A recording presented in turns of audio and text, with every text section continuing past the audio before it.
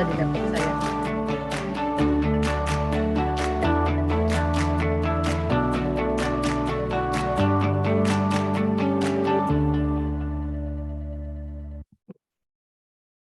Assalamualaikum warahmatullahi wabarakatuh. Selamat sore.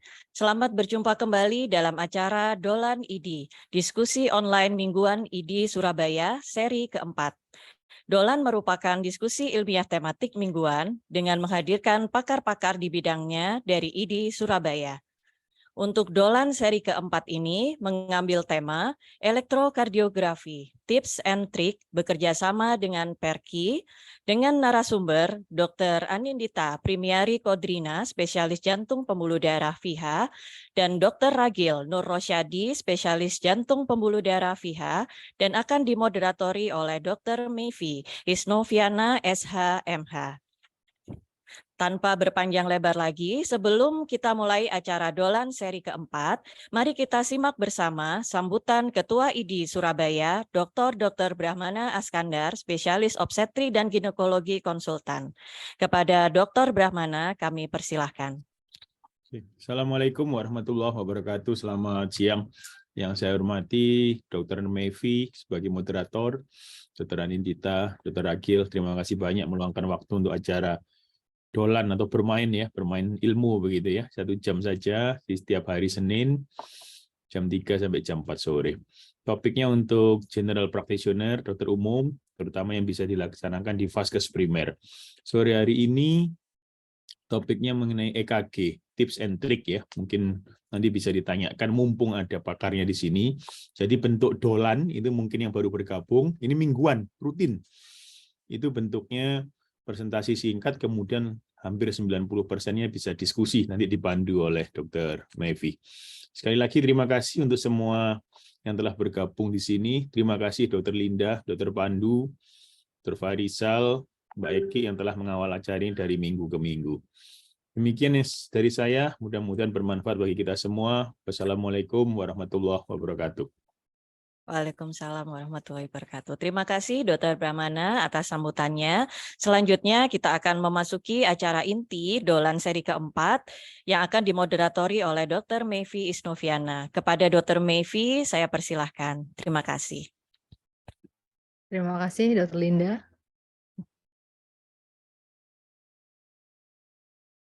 Pandu acara juga pembicara kita hari ini ada Dr. Ragil dan juga Dr. Anindita atau Dr. Nindi ya.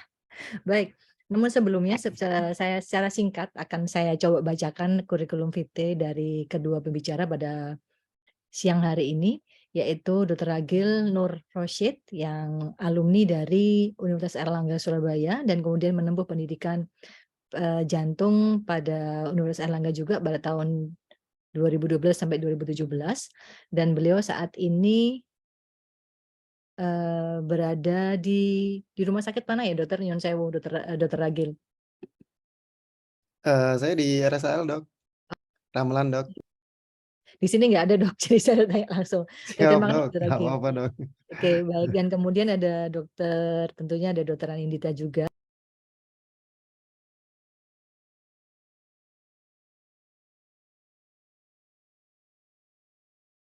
Mohon maaf termute Dr. Mevi suaranya. Oke, mohon maaf, terima kasih. Terima Baik. kasih. Terima kasih Dokter Linda. Baik, Dokter Anindita ini adalah alumni dari UNER juga, kemudian menempuh pendidikan dokter spesialis juga di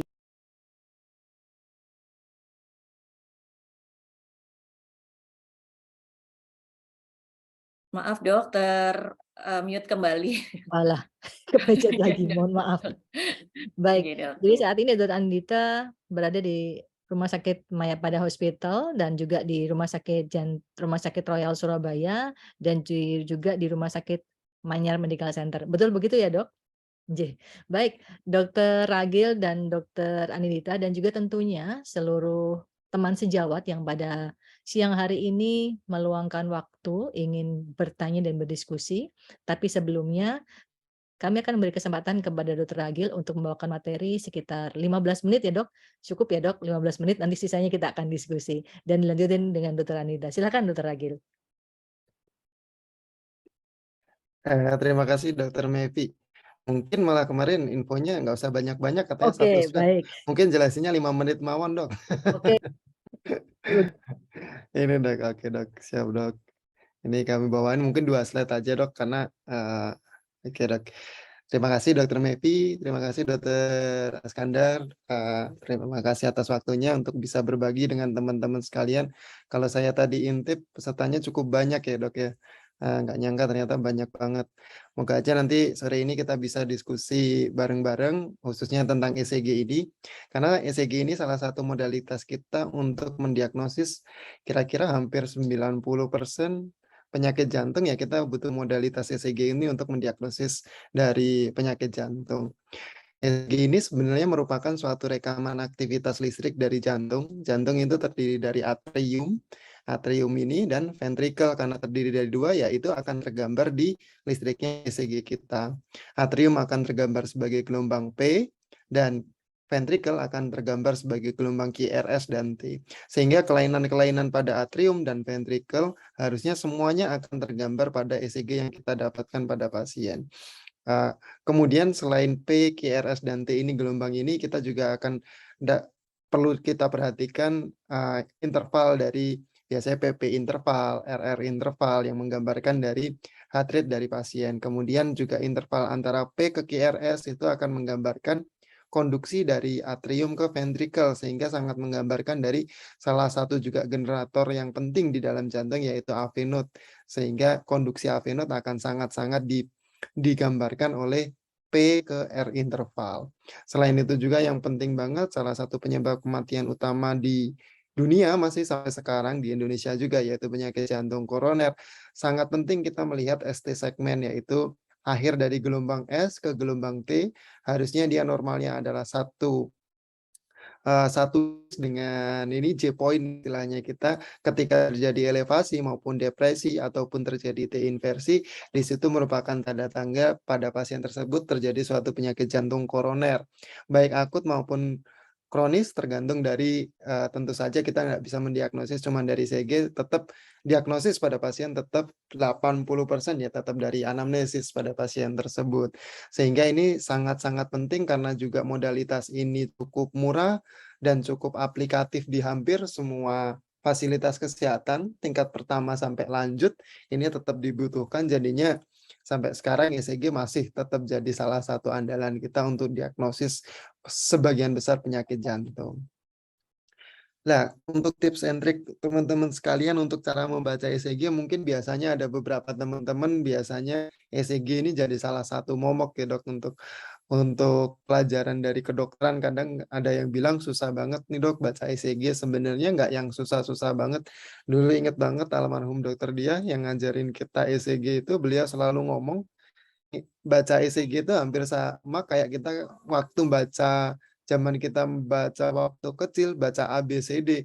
Kalau nggak pernah kita ulang-ulang, nggak pernah kita coba, ya nggak mungkin bisa.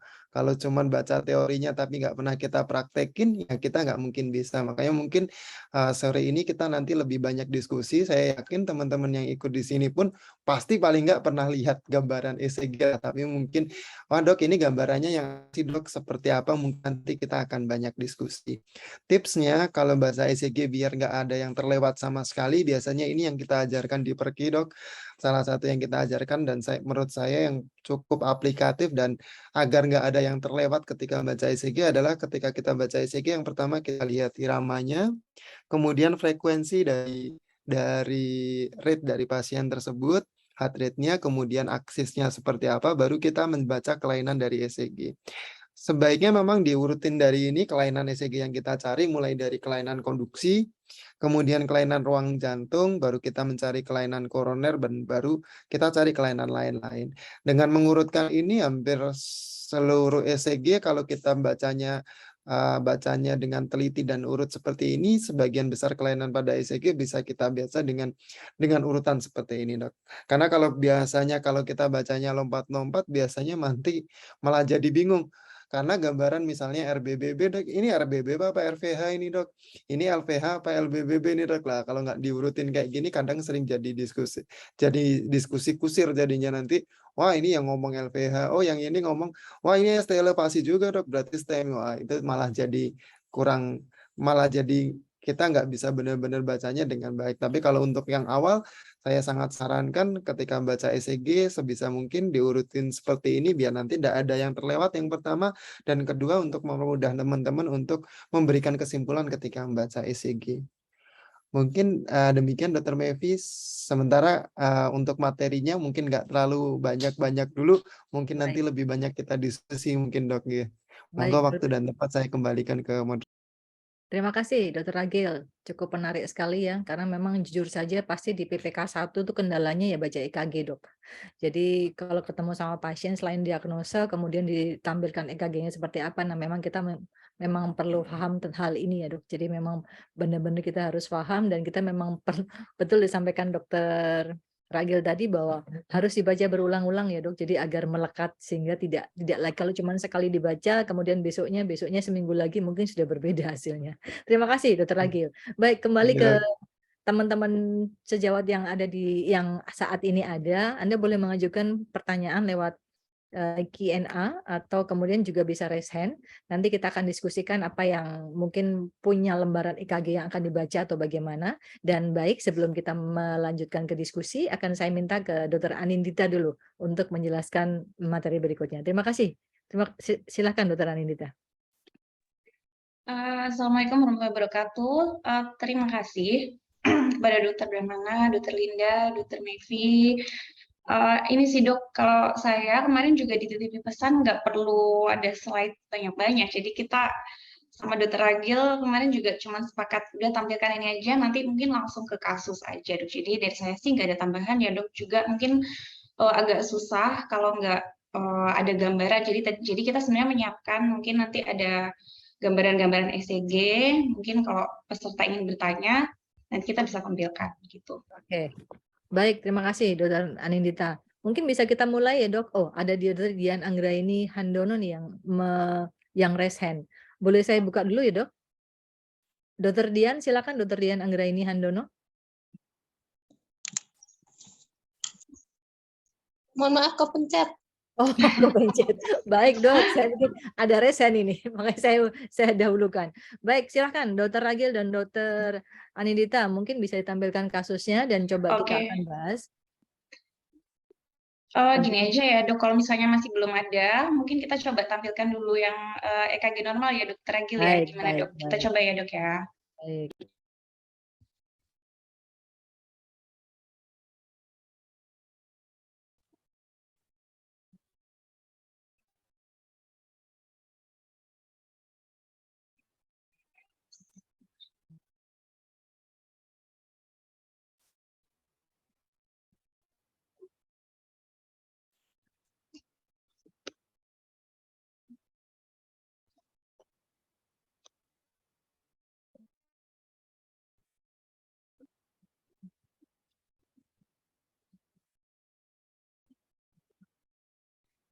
Nah, ini sekilas tadi sudah dijelaskan sama Dr. Ragil ya. Jadi ini kan anatomi ruang-ruang jantung dan juga konduksi listriknya. Yang tadi sudah dijelaskan juga akan muncul nantinya di gambaran ECG. Nah, mungkin sekarang kita coba lihat ini ya, normalnya gimana. ECG normal aja. Nah, jadi seperti yang kita tahu, kalau ECG itu ada 12 lead ya, Dok, mulai dari lead ekstremitas 1, 2, 3, AVR, AVL, AVF, dan V1 sampai V6 yang merupakan lead prekordial atau lead yang berada di sekeliling jantung. Yang lead 1, 2, 3, AVR, AVL, AVF itu adalah dari sandapan yang kita letakkan di... Dokter, mohon maaf Dok. Oh ya, sudah ada ya Dok? Bukan, boleh, penampilannya hiperkalsemia, hipokalsemia Dok. Oh, yang di tempat maaf itu Dok. Ya, coba ya kita ulang. Apakah sudah? Belum Dok, masih sama Dok. Belum EKG normal ya? Belum. Ini masuk maaf. hiperkalsemia, hipokalsemia. Sebentar, coba saya ulang.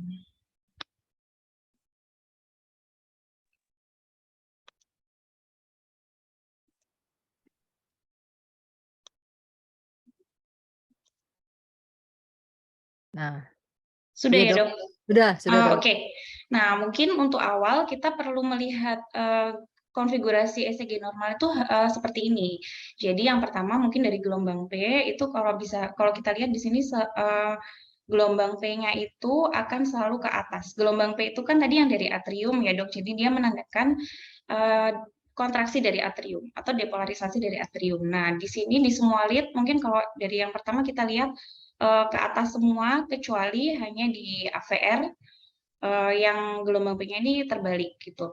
Kemudian untuk konfigurasi QRS-nya itu kita juga perlu lihat di sini semuanya ke atas kecuali yang di AVR, dan dari di V1 sampai dengan V6 ini ada urutannya dok. Jadi kalau untuk normalnya dari V1 itu dia akan ke bawah dulu, atau yang disebut gelombang S ini akan ke bawah, kemudian di gelombang V2 ini juga masih ke bawah. Nah, kemudian nanti di sini akan ada zona transisi di mana gelombang S-nya ini akan berubah menjadi lebih tinggi. Gelombang R-nya ini akan berubah menjadi lebih tinggi yang ke atas dibandingkan yang ke bawah. Nah, ini yang disebut dengan zona transisi gitu. Jadi, ini adalah konfigurasi dari EKG normal. Jadi, kita harus sering-sering melihat EKG normal dulu ya, Dr. Agil ya, sebelum nanti bisa melihat yang tidak normal gitu. Jadi bentuknya adalah seperti ini.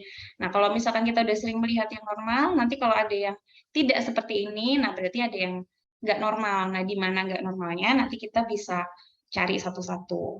Oke, baik. Terima kasih dokter. Ini Dokter Brahmana menyampaikan juga bahwa dari semua gambaran EKG itu mana yang paling tidak boleh kita lewatkan dan mana sih yang paling menggambarkan prioritas emergensi. Kemudian yang kedua adalah apakah indikasi EKG ini untuk screening, dan kalau untuk screening waktu yang paling tepat pemeriksaannya kapan? Pagi hari atau kapanpun itu. Demikian Dokter Agil dan Dokter Anindita. Terima kasih dok pertanyaannya dok. Jadi untuk prioritas mungkin seperti tadi sih dok, biasanya memang kita prioritasin banget untuk ECG yang emergency itu nggak boleh benar-benar terlewat dok. Jangan sampai kita untuk ECG emergency itu kita nggak bisa baca, apalagi untuk teman-teman dokter umum. Makanya tadi kalau yang diurutin yang kita biasa ajarkan di Perki, yang pertama kita evaluasi adalah irama dok. Karena ketika iramanya irama-irama yang emergensi, kita harus benar-benar bisa menganalisis ketika itu memang suatu irama yang emergensi. Contoh VTVF, kemudian asistol pasti mestinya tahu teman-teman sekalian. Kemudian irama idioventrikuler, iramanya kemudian misalnya SVT, AF, itu yang cukup penting dok, karena itu akan sangat menentukan ini mau diapain dalam kondisi yang emergensi. Tapi nanti urutannya kayak tadi dok, irama, baru kita lihat heart rate-nya, baru kita lihat, nah setelahnya habis itu kita lihat aksis, dan baru kita cari biasanya kelainan-kelainan lainnya dok.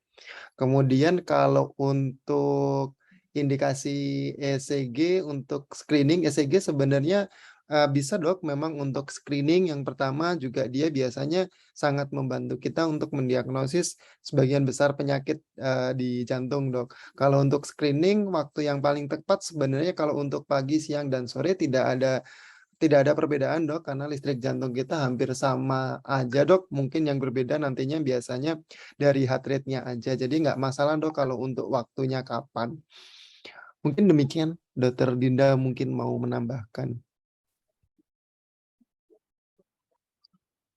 Oh ya dok, jadi mungkin kalau ditanyakan sebagai screening, memang nggak ada waktu khusus ya dok, terutama mungkin kalau sifatnya itu medical check up ya. Jadi biasanya kan kalau medical check up orang nggak ada keluhan ya, sewaktu-waktu aja dok.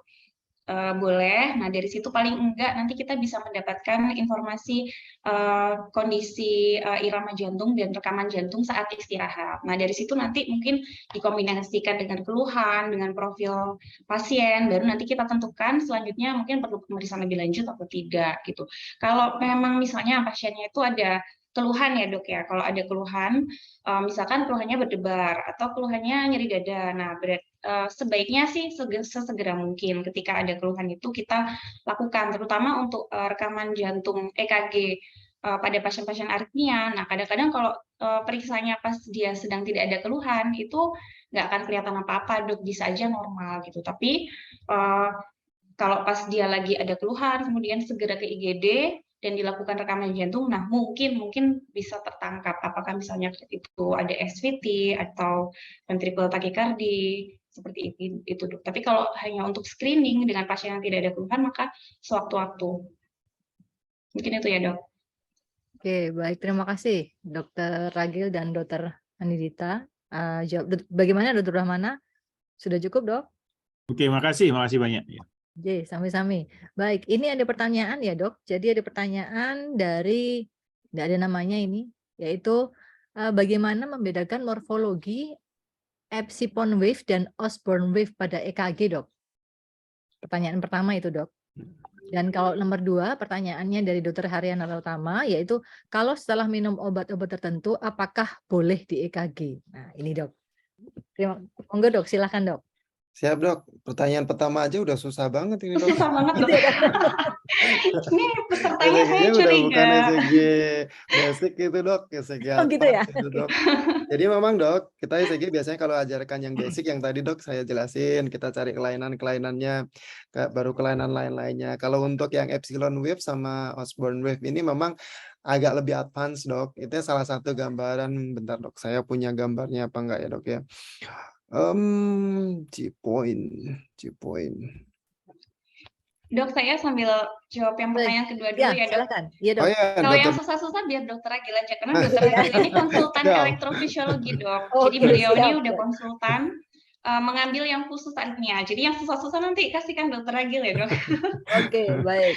Jadi kalau yang pertanyaan kedua, kalau setelah minum obat-obat tertentu, sebetulnya boleh-boleh aja ya. Cuma mungkin tetap disampaikan ke dokternya. Misalkan minum obat anti aritmia atau minum beta blocker, ya mungkin nanti irama jantungnya akan lebih lambat atau akan ya seperti itu. Jadi boleh aja EKG, tapi disampaikan dulu. Atau kalau memang ECG-nya itu pingin tahu irama aslinya ya, pingin tahu kelainannya, boleh juga sih di stop dulu mungkin obat-obatan yang anti aritmianya, jadi supaya bisa terlihat kelainannya.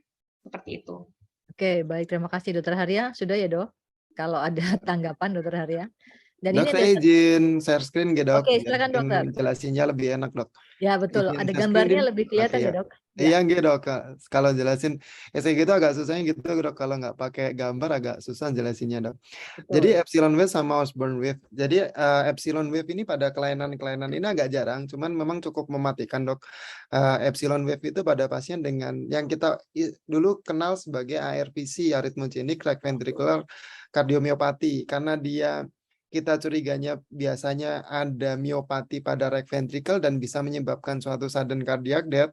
Itu biasanya kita fokusnya lihatnya memang pada lead V1 V2 biasanya akan tergambar yang kita istilahkan sebagai epsilon wave. Intinya sebenarnya right ventricle-nya itu terjadi miopati akibat dari infiltrasi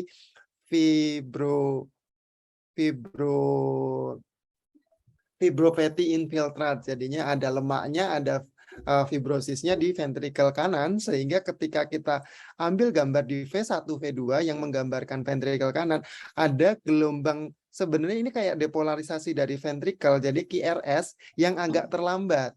Nah, ini QRS yang normal kan kayak gini, QRS-nya muncul. Kemudian ada yang agak terlambat di sini. Nah, ini menggambarkan bahwa ada beberapa konduksi di ventrikel kanan itu terjadi yang agak melambat akibat adanya infiltrasi dari fibropathy tadi. Nah, ini biasanya salah satu tanda khas dari ECG untuk menggambarkan suatu arrhythmogenic right ventricular cardiomyopathy yang bisa bermanifestasi sebagai sudden cardiac death. Meskipun saat ini lebih kita kenal sebagai istilah arrhythmogenic cardiomyopathy karena ternyata biasanya nggak cuma menyerang pada right ventricle, tetapi ternyata menyerangnya juga pada left ventricle. Makanya istilahnya kita ganti sebagai arrhythmogenic cardiomyopathy. Untuk Osborn wave sebenarnya mirip-mirip banget. Kalau gambaran dari ECG-nya aja nggak jauh beda. Tapi sebenarnya kali ini, nah kalau si Epsilon itu gambarnya khasnya kayak gini nih. Agak berat-berat gimana ya? Berat itu apa? Jadinya puncak-puncaknya agak dikit banyak. tarik gitu ya, seperti Ya, jahitan gitu, Dok. gendel Ya, gitu ya.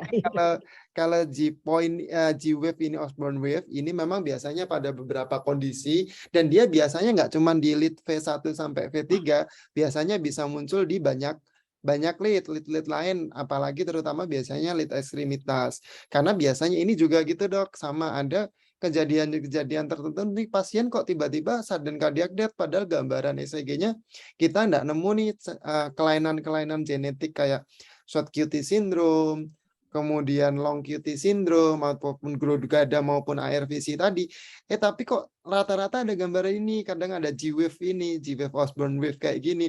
Nah, akhirnya kita curiga dan beberapa penelitian ternyata cukup ajak di beberapa pasien yang sudden cardiac death kadang ada gambaran yang G-wave ini, meskipun ya masih ini cukup baru juga sih dok, dan itu masih banyak diteliti apakah ini benar-benar nanti berkorelasi dengan suatu channelopati apa enggak. Cuman agak bedanya dikit banget. Kalau G-wave kayak gini dia ada di setelah QRS dia muncul lagi satu KIRGAM. Jadi kayak kalau misalnya teman-teman R aksen kayak gitulah kalau G-wave Osborne wave ini. R kemudian ada R aksennya. Kalau epsilon itu lebih R aksennya itu nggak cuma satu puncak, tapi lebih agak banyak karena konduksi yang melambat itu sebenarnya. Gitu kira-kira dok. Susah kan dok? Ini pakar ini betul ini. Dokter umum rujuk aja kok dokter umum dok. Siap dok. Ya, dok. Oke, Dokter Linda mungkin bisa menambahkan? Kita akan ada pertanyaan selanjutnya dok. Ini dok. Ini ada pertanyaan lagi ya dok. Jadi dokter izin bertanya, bila ada keluhan pasien tidak nyaman di ulu hati, klinis nyeri dada spesifik, saat EKG kesan gambaran kelainan segmen ST, namun hanya kadang 1 atau 2 lead. Apakah bermakna dokter, dan pertimbangan selanjutnya yang kita lakukan bagaimana? Terima kasih. Monggo silakan dok. Baik, saya coba jawab ya dok. Jadi kalau kita melihat pasien itu memang nggak bisa hanya melihat ECG-nya aja. Jadi ECG harus kita lihat juga pasiennya seperti apa. Kalau melihat gambaran pasien seperti ini, sudah ada gambaran klinis nyeri dada spesifik. Artinya kalau nyeri dada spesifik itu sudah mengarah ya ke infark miokard akut. Jadi misalnya nyerinya memang seperti tertindih benda berat, kemudian ada penjalaran, kemudian semakin berat dengan aktivitas gitu ya. Berarti kan dari analisis kita sudah mendapatkan satu poin. Kemudian di saat ECG ada gambaran kelainan segmen ST. Walaupun hanya kadang di 1 atau 2 lead saja, kalau teorinya kan memang minimal 2 lead yang berhubungan ya. Jadi kan lead-lead di ECG itu ada menggambarkan area dari suatu area jantung berdasarkan dari arteri koroner yang memberikan perdarahan. Nah, kalau misalkan ada keluhan, kemudian ada gambaran kelainan segmen ST, maka lebih baik kita, kalau saya pribadi sih lebih baik overdiagnosis dulu gitu.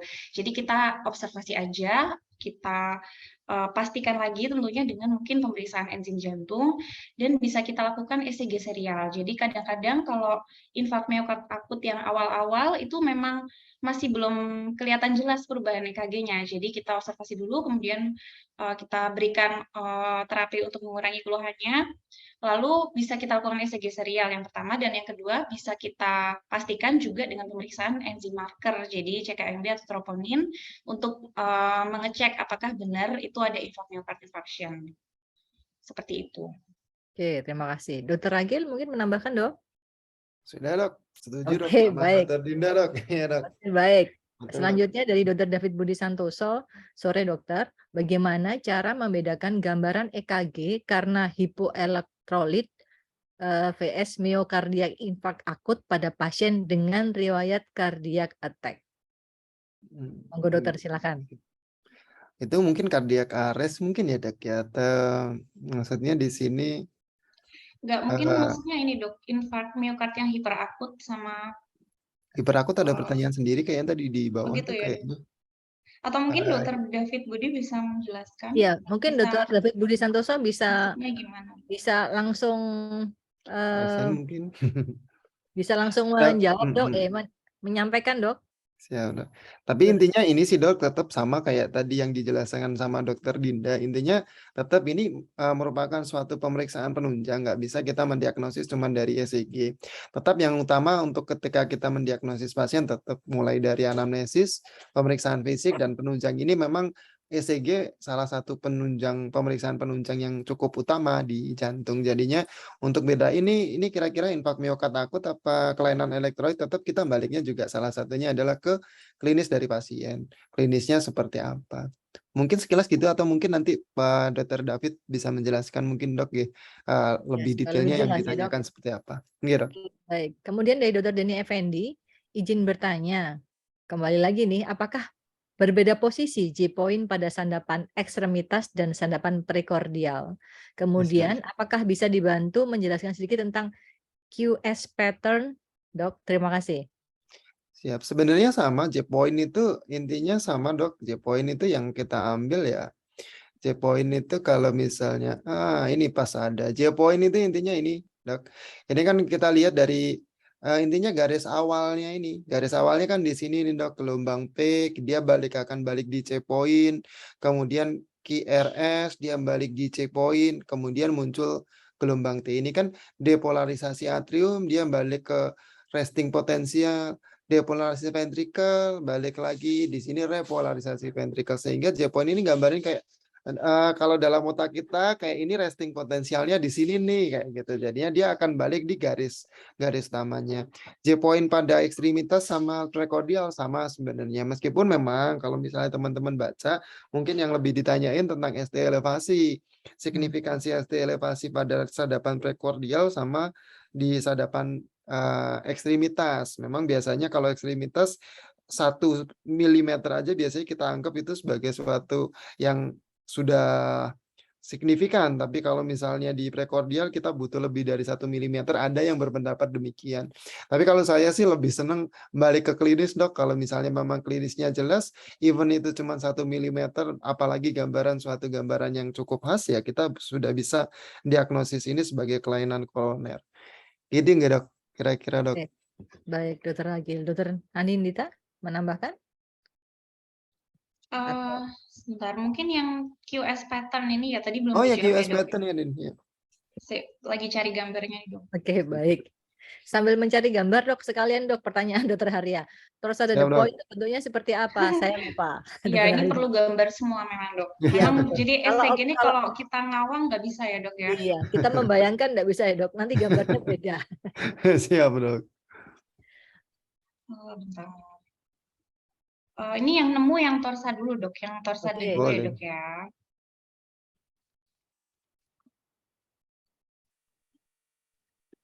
Ini gambarannya keluar gitu ya dok, kalau nggak salah saat ujian ditanya ini. Saya ujian dulu. Saya share screen ya dok ya. Iya, siap dok.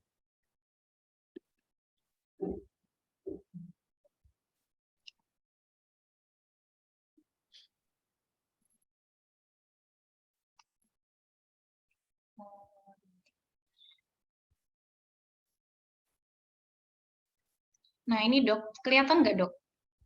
Terlihat dokter? Oke. Jadi ini kebetulan yang ketemu yang torsa de Poang. Jadi ini tuh sebetulnya adalah salah satu gambaran dari ventricular tachycardia, tetapi dia yang jenis yang polimorfik. Jadi ini adalah salah satu gambaran yang termasuk emergency EKG ya. Jadi untuk torsa de Poang ini berarti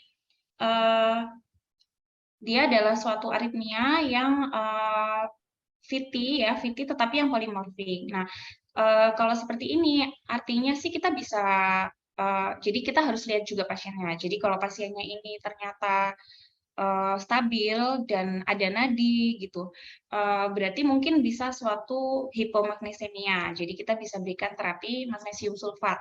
Tetapi kalau pasiennya dengan ECG seperti ini, tapi klinisnya dia itu cardiac arrest, jadi tidak ada nadi, pasiennya unresponsif, berarti kita perlakukan sama seperti cardiac arrest gitu, VT yang tanpa nadi. Jadi kita lakukan defibrilasi. Demikian dok. Oke, baik. Terima kasih dok. Masih ada pertanyaan lagi dok. Yang cukup seru nih dok pertanyaan. Kemudian Dr. Pupina Wangwulan, izin bertanya dokter, apakah jika bacaan EKG-nya adalah ischemia anteroseptal, apakah selalu kasus emergensi?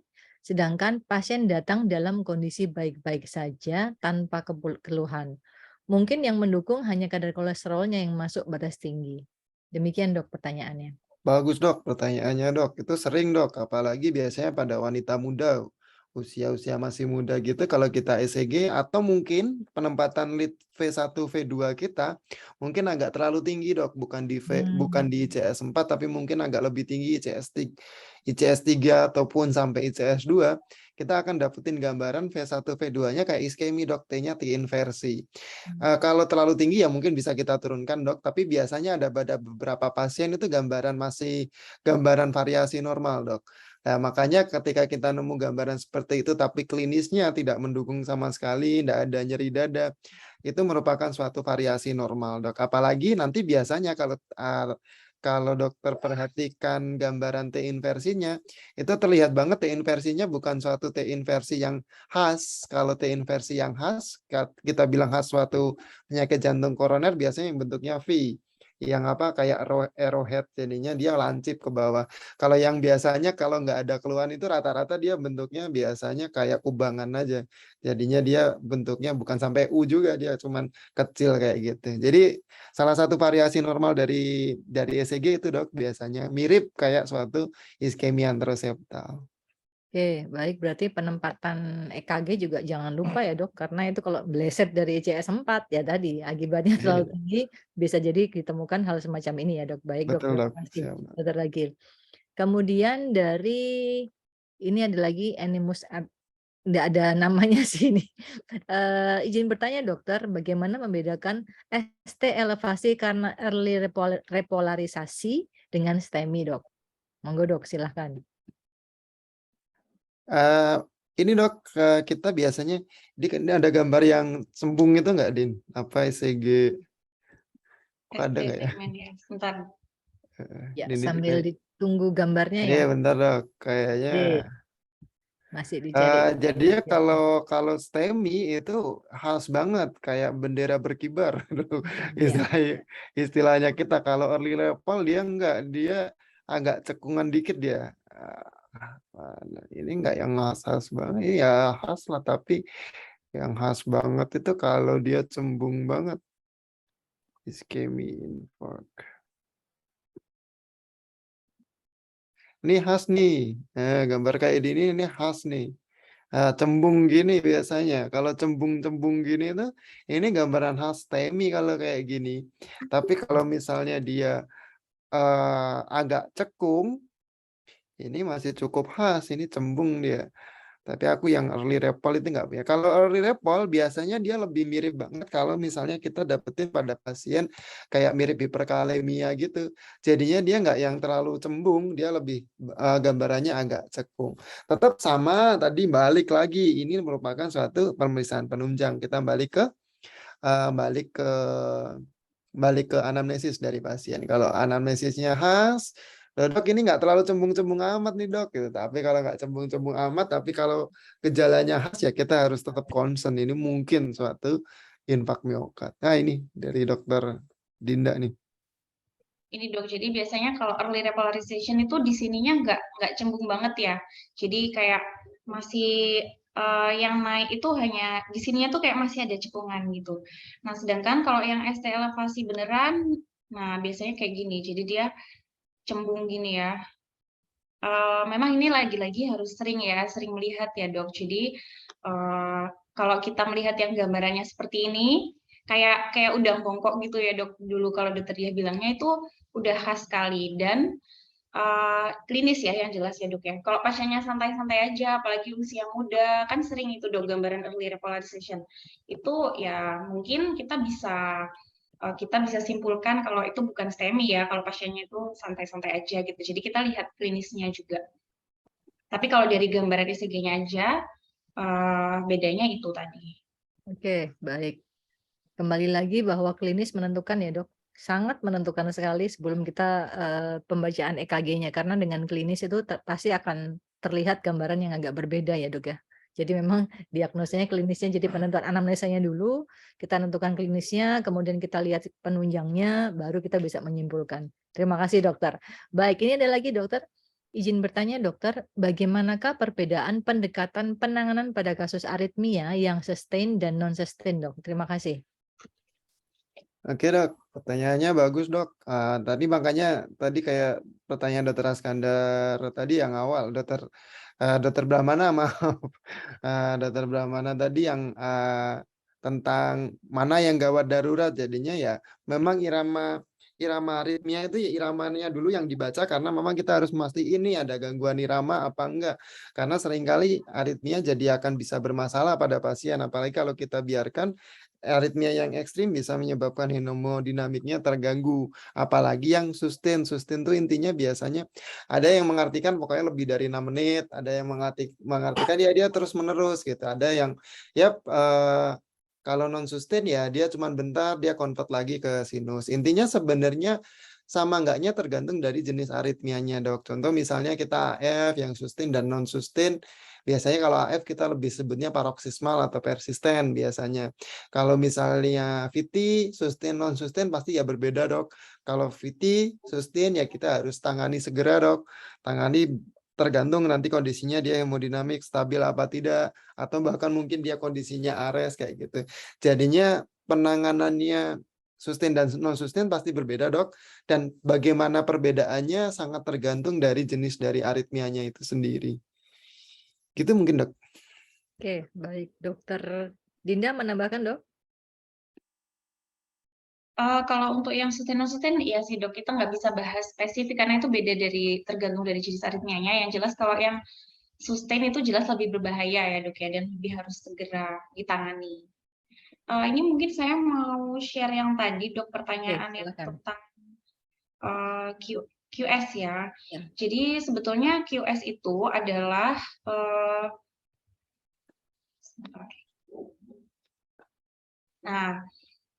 QS itu sebenarnya adalah gambaran gelombang, kan gelombang ECG kan gelombang P, kemudian gelombang Q, R, S ya.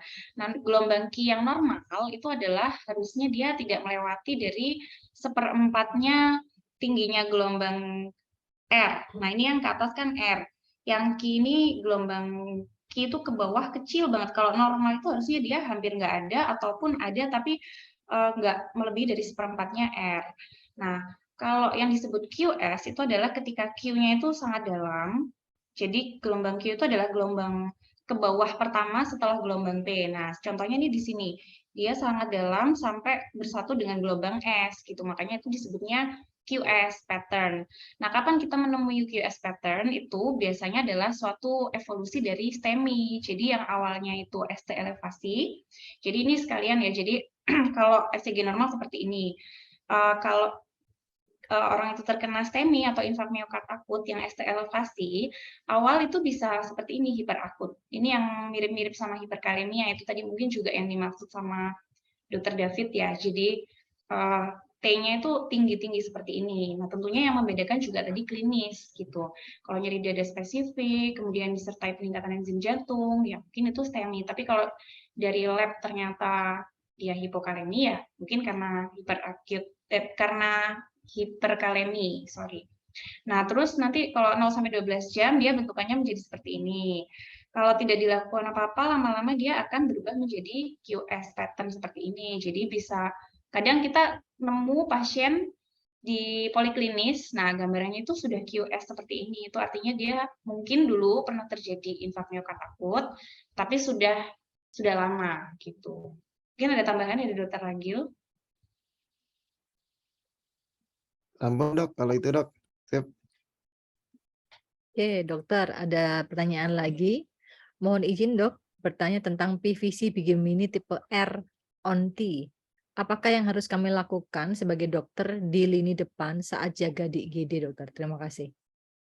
Oke dok, observasi dok, observasi ketat dok. Kayak gini dok, biasanya kalau PVC tergantung dok kepala. Kalau misalnya memang settingan di sini adalah settingan di UGD dok, pasiennya gawat darurat. Apalagi kalau memang suatu penyakit jantung koroner, kita harus tangani penyakit jantung koronernya yang utama dok. Apalagi kalau misalnya dia suatu akut coronary syndrome atau sindroma koroner akut. Jadi kita harus tangani dengan benar sindroma koroner akutnya. Karena biasanya penyebab penyebab utama PVC-nya ya itu salah satunya dok. Tapi biasanya bisa jadi kalau nemu PVC-nya ini di rawat jalan dok, bukan settingan UGD, memang kita biasanya akan bedakan dulu dok, ini kira-kira struktural apa enggak. Maksudnya struktural ya tadi, kalau misalnya ada penyakit jantung koroner ya kita tangani dengan benar jantung koronernya. Tapi ada beberapa memang PVC yang memang dia bukan karena kelainan dari struktur jantungnya, tapi memang dia secara fisiologis ada kelainan dan biasanya idiopatik. Kalau kayak gitu arahnya nanti biasanya dilakukan ablasi dok, meskipun nanti ya bisa diberikan obat-obatan dulu. Kalau settingan UGD dok, coba cari tahu dok, paling seringnya biasanya sih sindroma koroner akut yang menyebabkan PVC sampai bigaminia only kayak gini. Observasi ketat dan tangani dari underlying disease-nya. Oke, dokter, terima kasih. Dokter Dinda menambahkan dok? Nggak Sudah? ada dok. Oke, baik. Saya lanjutkan dengan pertanyaan Dr. Muhammad Firdaus. Izin bertanya dokter, bagaimana kita membedakan secara cepat antara VT dengan SVT with aberrancy tanpa harus memasukkan algoritma Brugage atau Ferekel pada setting IR room? Terima kasih. Nggak harus buru-buru kok dok. Begitu ya. Memang susah Ya, ya ada, dok ya. memang Iya. pakainya biasanya Brugada itu kriteria Brugada itu yang menurut saya juga sebenarnya paling gampang dok. Bentar dok, saya coba carikan dok biar Ya, siap.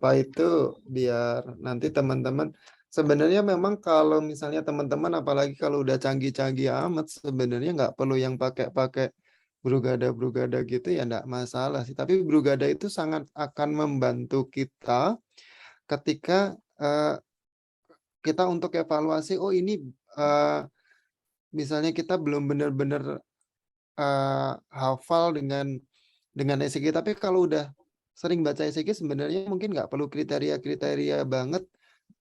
Sebenarnya sudah beberapa bisa kita identifikasi kok. Benar dok, saya coba masukkan ke slide saya di Ini dok Brugada dok. Brugada. Sorry.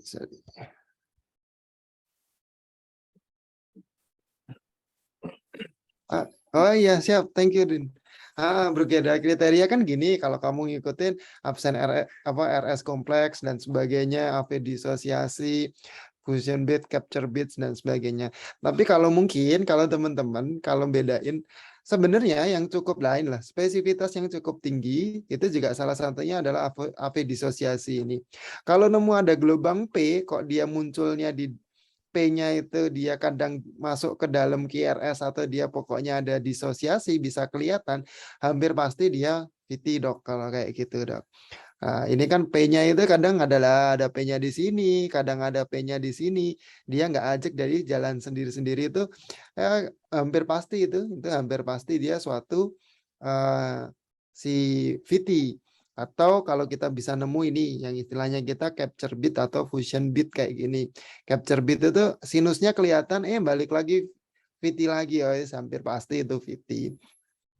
Terus konkordansi ini juga bisa kita lihat ini V1 sampai V6-nya. Kalau V1 sampai V6-nya semuanya positif atau semuanya negatif, hampir pasti itu VT. Karena kalau aberransi itu intinya itu sebenarnya adalah dia ada RBBB atau LBBB gitu lah. Kalau RBBB, LBBB, V1 sama V6 itu mesti kebalikan. Kalau V1 positif, V6 negatif atau sebaliknya.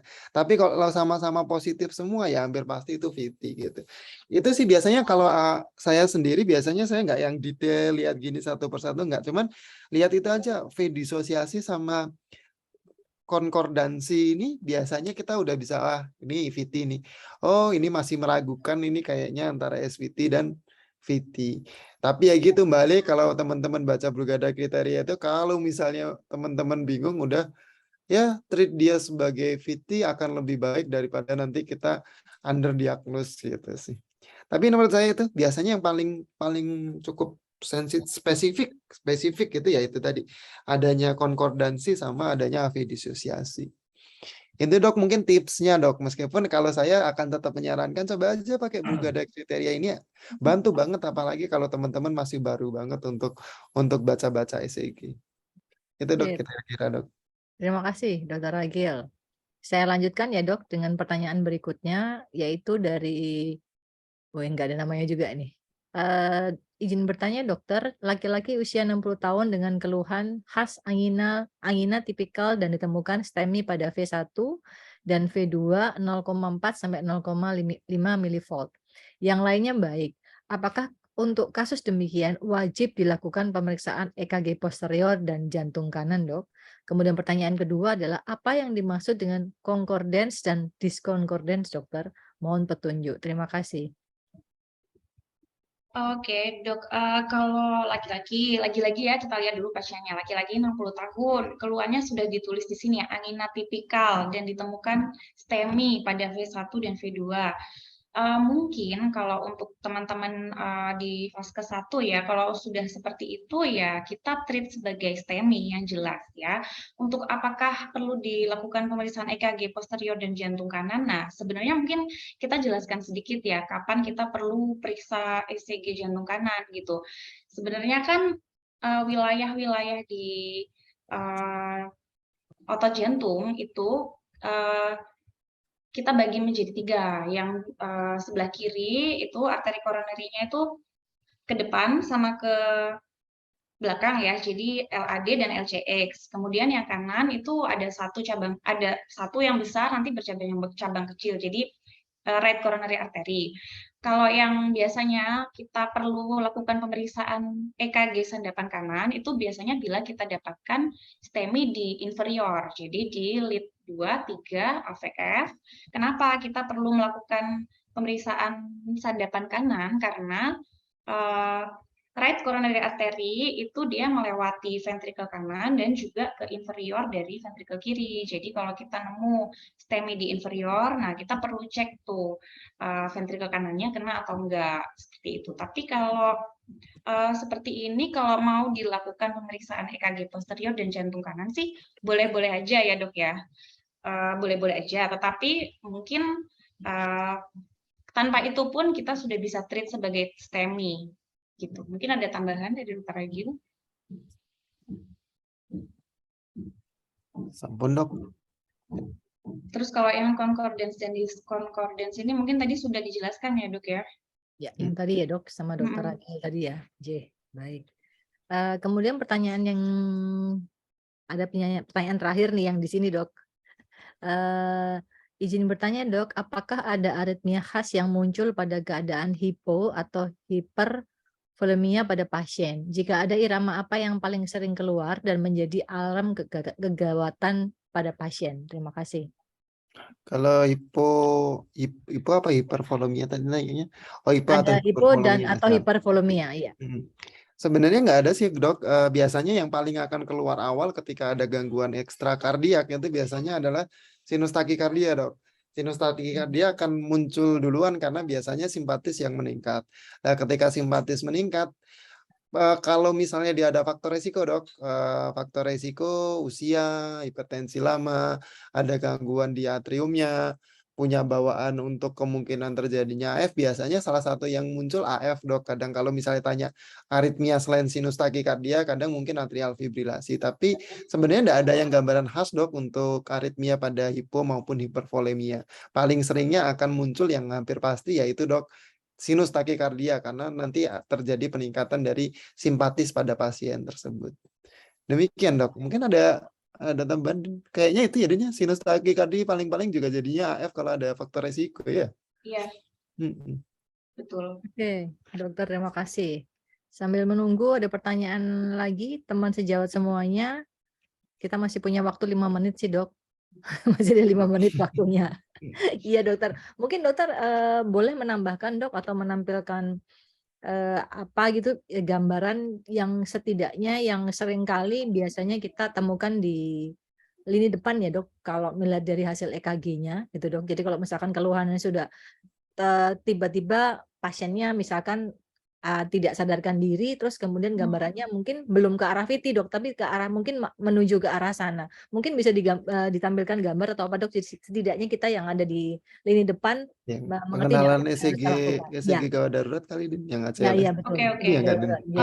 Kita ini aja ya, kita running slide aja ya, terakhir ya. Baik dok. Mungkin yang ini kayaknya Mas yang lebih.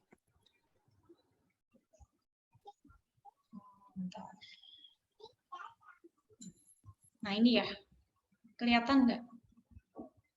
Ini kan normal ya. Ya, terlihat dok. Nah kalau ini mungkin Mas Ragil yang menjelaskan, saya yang menjalankan slide. Siap. Irama jadi biasanya irama, kalau pengenalan irama itu jadi penting banget sih dok, apalagi kalau ECG untuk gawat darurat dok. Jadi yang evaluasi pertama kita biasanya adalah ada nggak QRS-nya, itu yang paling penting dok. Meskipun sebenarnya untuk menentukan ada aritmia apa bukan itu gelombang P, tapi yang biasanya kita akan evaluasi awal QRS, karena teman-teman bisa lihat sendiri kan ini gelombang yang paling jelas itu mesti QRS dibandingkan gelombang P maupun gelombang T. Jadinya kita lihat dulu QRS-nya ada apa enggak. Kalau QRS nggak ada, cuma dua pilihannya. Dia VF apa asistol, dan semuanya itu merupakan ECG gawat darurat. Jadi hampir pasti pasiennya biasanya cardiac arrest. Jadi kalau nemu kayak gitu ya harus langsung masuk ke bantuan hidup dasar untuk manajemen cardiac arrest-nya. Kalau masih ada QRS, kita biasanya evaluasi nih, rate-nya normal apa enggak. Dia cepat apa lambat gitu. Nah, untuk lihat rate biasanya kalau misalnya pasang monitor mungkin langsung keluar tuh rate-nya berapa. Tapi kalau misalnya kita dari ECG kayak gini, biasanya ini kalau ini kan 1, 2, 3, 4, ini 4 kotak sedang, jadi 300 bagi 4, 75, ini normal. Kalau misalnya dia lebih dari 100 ya berarti takikardi, kurang dari 60 bradikardi. Kalau contoh kayak gini nih ECG, ini contoh yang bradikardia. Setelah itu biasanya kita lihat nih QRS-nya sempit apa enggak. Kalau QRS-nya sempit, contoh QRS sempit kayak gini yang ditampilin sama dokter Dinda. Ini QRS sempit juga. QRS ya ini kalau misalnya cepet takikardia kayak gini, kurang dari 3 kotak sedang. Nah, QRS sempit itu menggambarkan bahwa dia sumber listriknya biasanya masih dari atas, maksudnya dari sinus bisa junctional maupun dari atrium. Biasanya masih cukup ditolerir sama tubuh biasanya kalau QRS-nya sempit. Tapi kalau QRS lebar biasa sumber listriknya dari ventricle dan seringkali tidak ditolerir secara hemodinamik. Seringkali hemodinamiknya tidak stabil. Jadi penting. Kalau QRS lebar berarti sumbernya biasanya dari ventricle, kalau QRS sempit dari atas. Setelah itu ini contoh pause ini, nggak ada gelombang P, pause, habis itu QRS lagi. Habis itu baru kita lihat setelah lihat itu lihat reguler apa enggak dia, reguler apa irreguler. Kalau contoh kayak gini reguler nih, R ke R-nya selalu sama. Nah, kayak gini. Karena kalau R ke R-nya sama, biasanya nama iramanya belakangnya akan pasti ngikutin nadi. Kalau nadinya cepet ya takikardi, nadinya lambat dia bradikardia. Tapi kalau misalnya dia nggak reguler, irreguler, istilahnya kita RR intervalnya selalu beda-beda, nama belakangnya seringkali kalau nggak fibrilasi, ya aritmia. Lah, contoh ini atrial fibrilasi. R ke R-nya beda. Kadang lebar, kadang dia sempit, kadang lebar lagi. Lah, ini kalau kayak gini, nama belakang iramanya hampir pasti fibrilasi. Nama depannya ngikut tadi QRS-nya. Kalau QRS sempit, biasanya dia nama depannya itu pasti kalau nggak sinus, atrial, atau junctional. Kalau QRS-nya lebar, ini pasti nama depannya ventrikular. Itu sih dok mungkin tips untuk mengenali ECG pada kondisi gawat darurat. Dan biasanya dengan flowchart tadi itu yang kita lihat QRS, kemudian kita lihat cepat apa lambatnya, kemudian kita lihat QRS-nya sempit apa lebar dan reguler irregulernya, hampir sebagian besar dari irama gawat darurat jantung itu cukup bisa kita diagnosis dari situ dok. Oke, dokter. Terima kasih, Dokter Ragil dan Dokter Dinda. Tanpa terasa waktu sudah berjalannya, runningnya cepat banget ini. Saya Siap dok. yakin pasti pertanyaannya cukup banyak dok, karena ECG ini kan tidak semudah yang dokter berdua sudah sehari-hari ya. Kita dokter umum pun sebetulnya sehari-hari, tapi kan tidak selalu ketemu sama pasien dengan kondisi seperti ini. Paling konsulen datang bawa EKG seperti itu kalau saya di PPK 1 sih, tapi kalau di rumah sakit saya rasa pasti lebih cenderung lebih berhadapan langsung. Oke, Dokter Ragil, Dokter Dinda, terima kasih atas waktunya pada sore hari ini. Semoga apa yang kita sampaikan atau yang telah disampaikan oleh Dokter Ragil dan Dokter Dinda bermanfaat untuk kita semua, terutama teman-teman di lini depan ya dok, di PPK 1 ataupun di IR ya gitu. Baik, saya kembalikan lagi ke Dokter Linda. Terima kasih. Ya, terima kasih Dr. Mayfi. Ya, demikian tadi telah kita ikuti bersama Dolan ID seri keempat. Semoga bermanfaat bagi para sejawat sekalian. Saya Dr. Linda Astari selaku host undur diri. Wassalamualaikum warahmatullahi wabarakatuh. Selamat sore. Sampai berjumpa kembali di Dolan seri berikutnya. Terima kasih. Terima kasih, Dok. Terima kasih. Dr. Mayfi, Dr. Agil, Dr. Linda.